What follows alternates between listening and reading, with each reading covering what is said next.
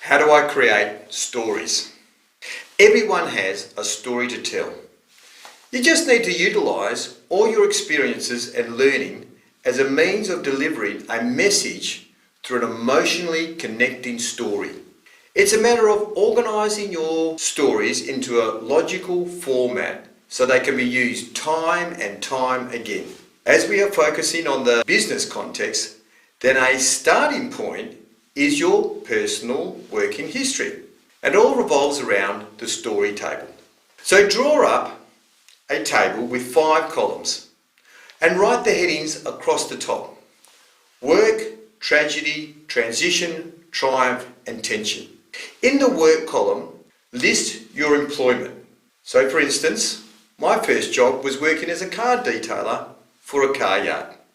Let me explain the 4 other headings across the top that provoke emotion.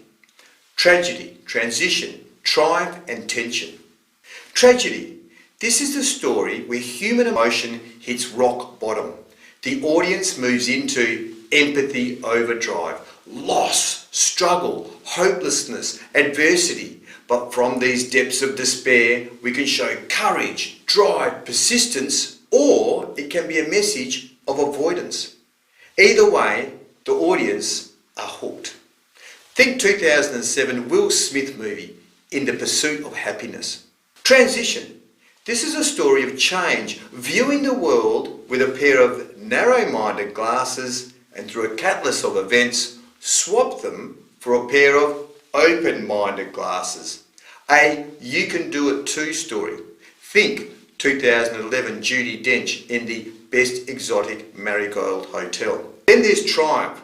This is a story of pride and persistence, from rags to riches, conquering fear and obstacles, an inspirational story of moving forward using the resources at your disposal.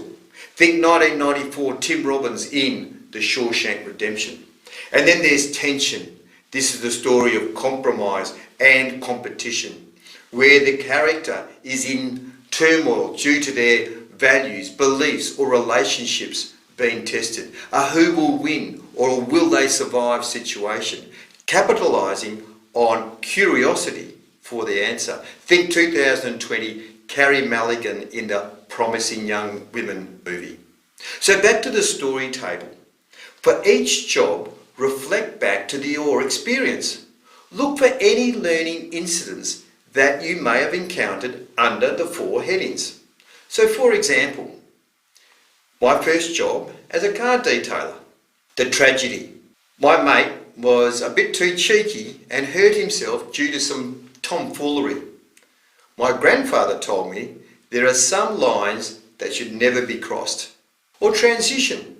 Working with a range of experienced and varied cultures, I learned from Irish Kevin that one communication style does not fit all. Triumph. I worked hard and with my very first pay packet, which was in an envelope of cash, I bought a styrene foam lunchbox. Tension. As the boss's son, I was on the outer of the work crew. My grandfather told me to be humble and lower my expectations of being part of a group. So what's the structure for delivering a story?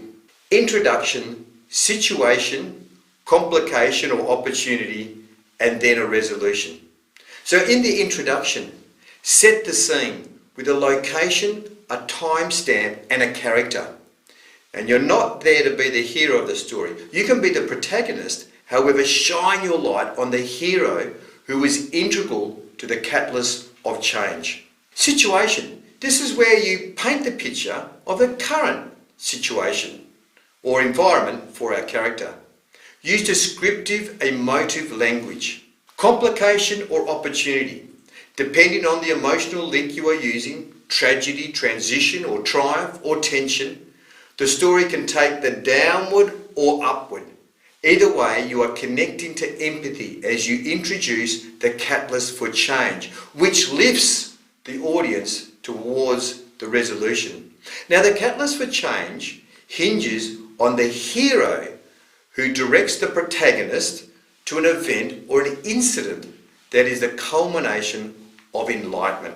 And then there's the resolution. This is where the message is highlighted, the moral of the story, the call to action. So like a movie or a book, it's important that the storyline follows a logical sequence of events. You are crafting a single message that is emotionally relatable and memorable.